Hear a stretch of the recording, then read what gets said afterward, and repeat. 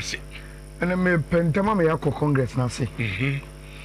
Enti mikuta one simple analysis be. Okay. Then so most of the time, no.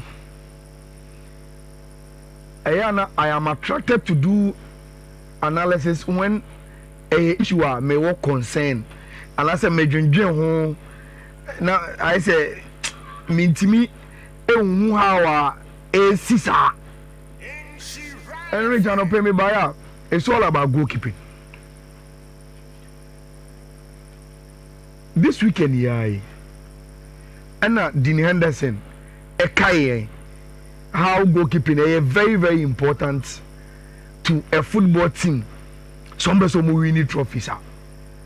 Make the goalkeeper for Crystal Palace. Ne exploit our community shield. Wonderful. This same goalkeeper was a subject of controversy in the FA Cup final against Man City. Man City forcing also could red card.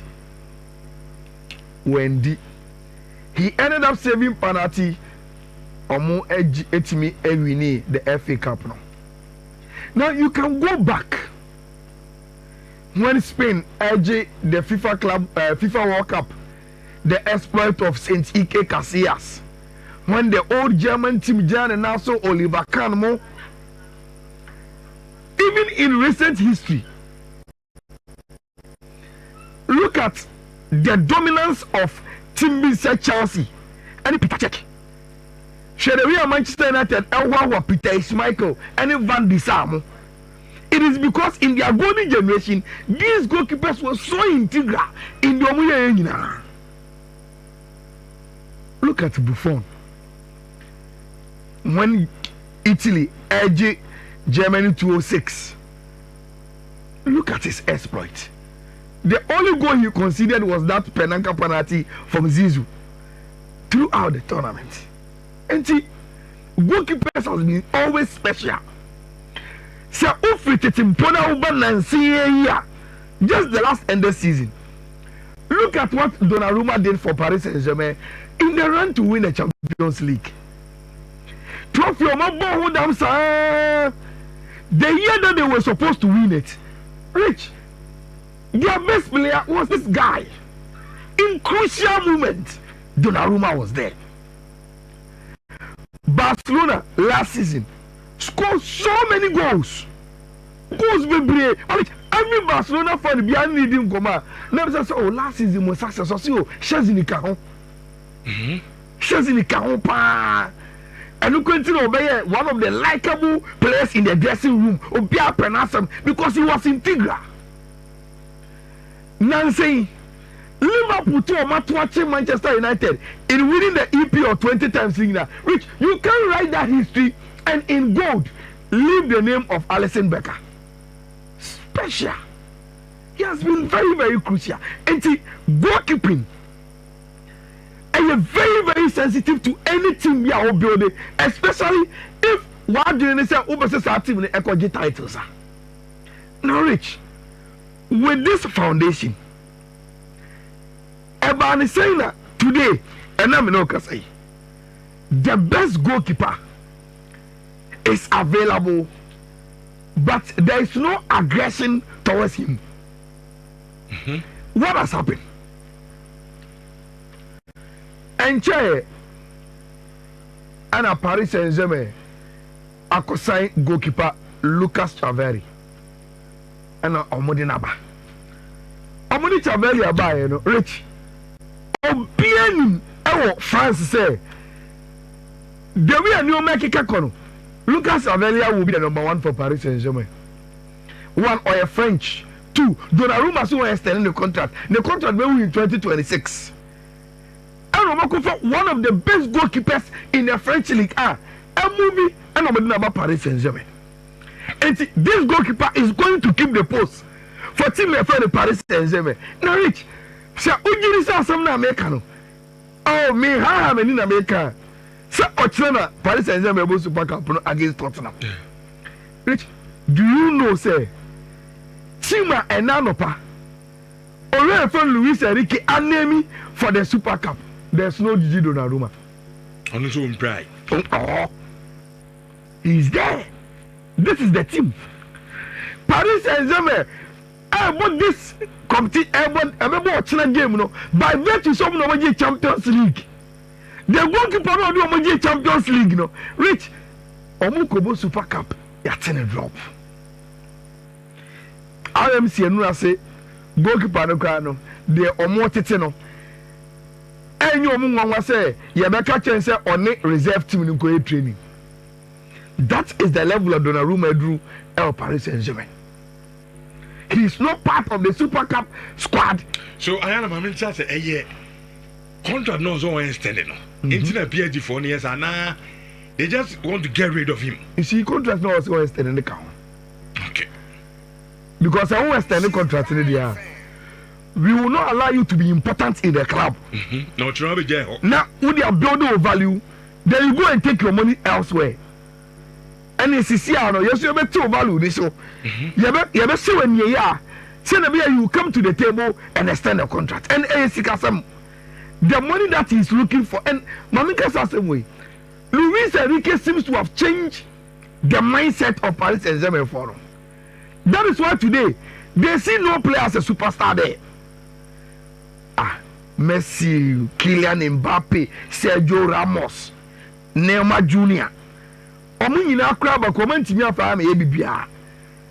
we allow them to go, Luis Enrique said, we need to build a team and not individual egos and superstars. On the Champions League. And it's a sad coach in say, look, in my dressing room, player be obey any amount who say be obey, me chairman so me ego beyond. Allow him to go. And I did your money in that team, mama.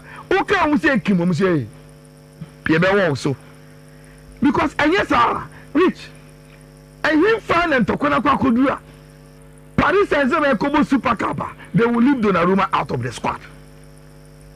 Now, Anopawi, this is like Gazzetta dello Sport, newspaper and him. Rich, what do you watch in Italy? Almost say Donnarumma. On the Paris Saint-Germain, on my worry go no, inevitable. Our begu. The divorce is inevitable. Say no man see query. Our beba. That is what Dello Sport is reporting in the front page of a newspaper. Now, Rich, this is why we analysis in the back. Who say a transfer stories are? Yet, I say, oh, player be any club be any situation. Now, I'm pen on and they are observing the situation. Rich, so, club will be observing the Donnarumma situation. Now, by now, it is clear what is happening between Ono and Paris Saint-Germain. Now, this is my point. Last week, in a French football magazine, the organizers of the Ballon d'Or, Rich, adding nominees ever to Abonte. Omudu goalkeepers in one. Alison Becker, Yacine Bono, Lucas Ovelia, Thibaut Courtois, Gianluigi Donnarumma, Emiliano Martinez, Jean Oblak, David Raya, Marcels, and Jean Soma. These are the goalkeepers, Rich Omuyi Omo. Now, Rich, you look through the goalkeepers, and Obian Kancha say Donnarumma is going to win the Yashin Trophy and Ballon d'Or as the best goalkeeper in the world. Now, Rich, they tell me what South fan believe in, and they say you go beyond just the Yashin Trophy, which is the award for the goalkeepers, Rich, and you go to the nominees for the Ballon d'Or proper. He is the only goalkeeper in the list. Minister, the make what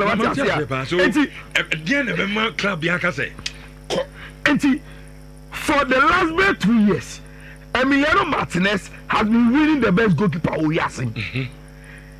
It is very, very clear, sir. He is going to be dethroned by Donnarumma. Although we need the Yassin Trophy, and in the Ballon d'Or list of outfield players, he is the only goalkeeper in the list. So open if you are so many ball only the only goalkeeper in the Ballon d'Or final nominations in Owom. So in me say in Pimpia we can say he is the best goalkeeper in the world. Rich, about the saying that the best goalkeeper in the world. I want this situation within the club, and we are not. You say club will be aggressive. Say the best is available, and that we are going for. Now, Metike Mobano, I was listening to Fifi, and the Fifi show Chelsea team here complete.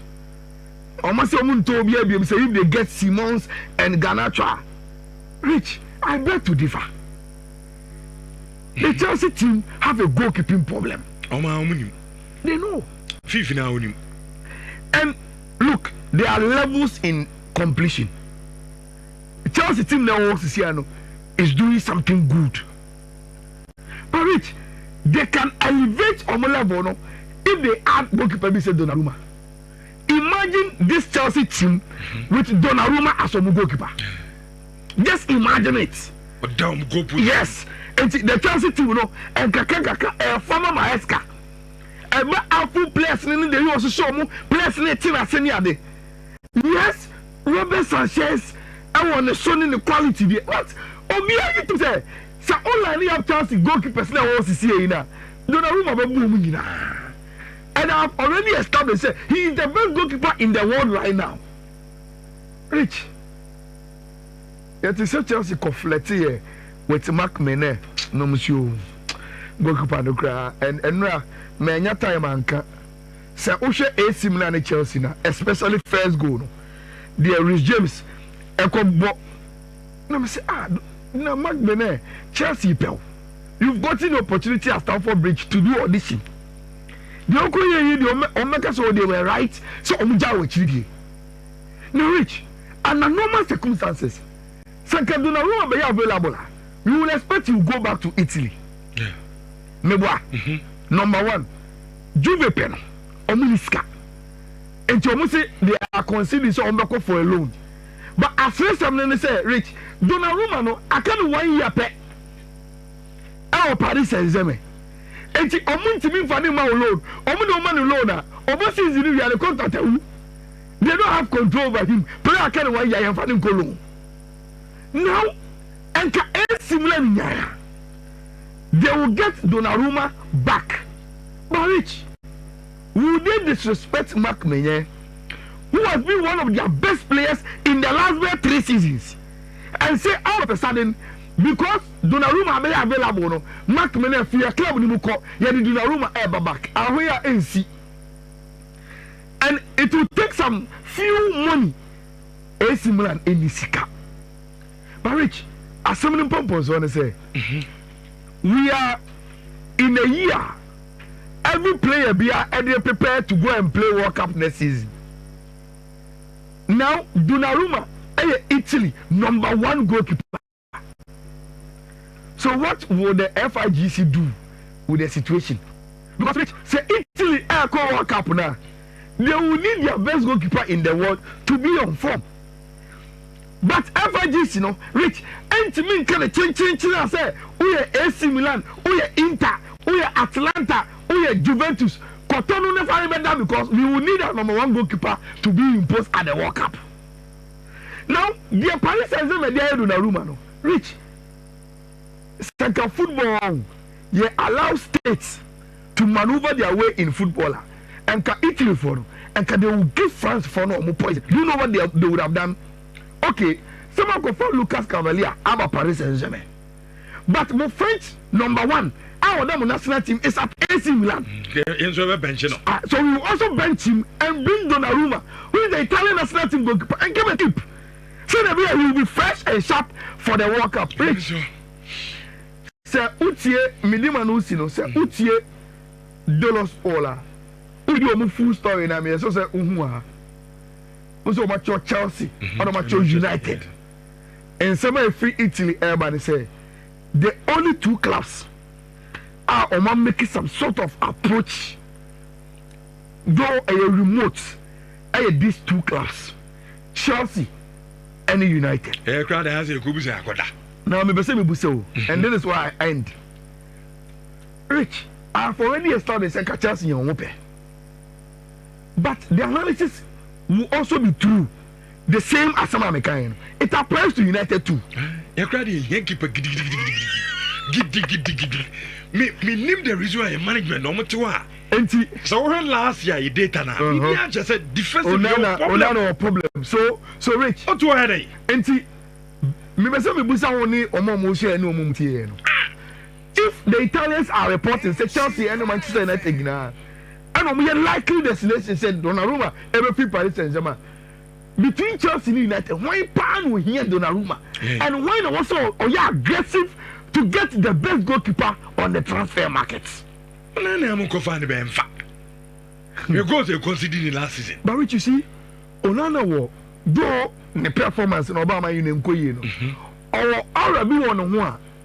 Emma ultimate nim catches was sound. Oh, unless you want to apply a full football environment and say, Massa, football environment is a performance environment. Sure. So we also hear a combination of Oliver Kahn and Ike Casillas Krana. So we balance our numbers in ya. You have more continued with Faba. If that is the analysis, then fine. Rich, between the two clubs, Bakonia what? Now, Omonko for Donnarumma, right? Now he's the best goalkeeper and he's available. Probably so they knew Boba. So they wanted it to deteriorate. Oh, as I said at the end, a level I say. When can connect chairman?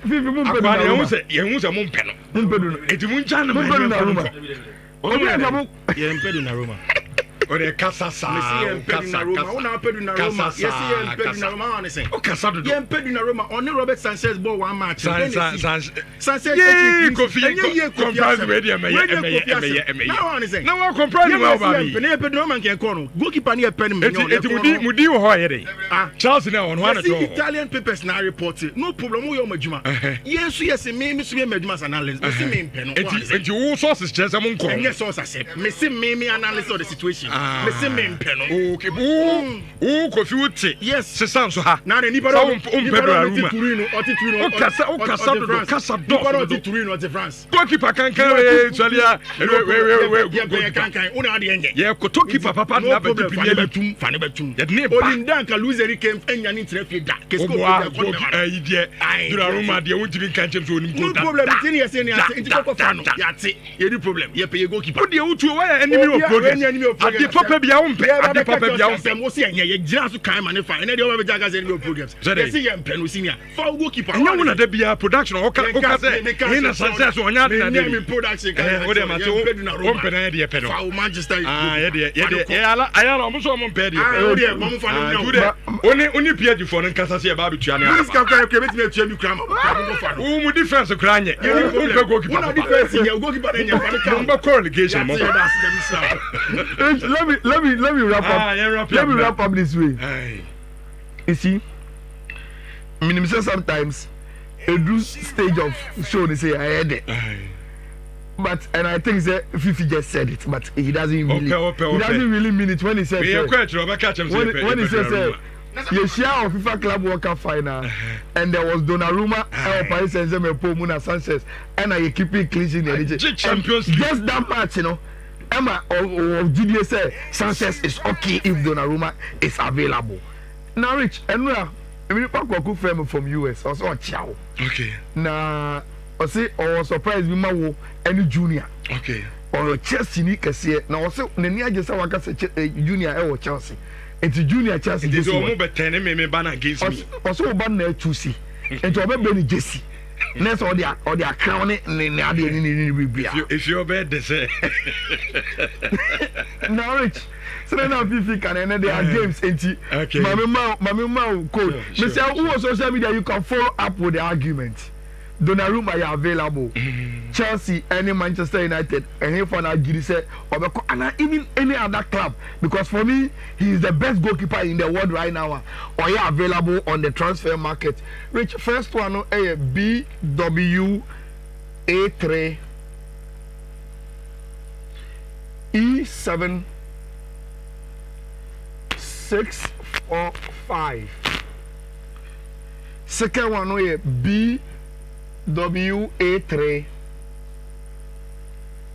EC 77D. Third one no B W A3 F2 C4A.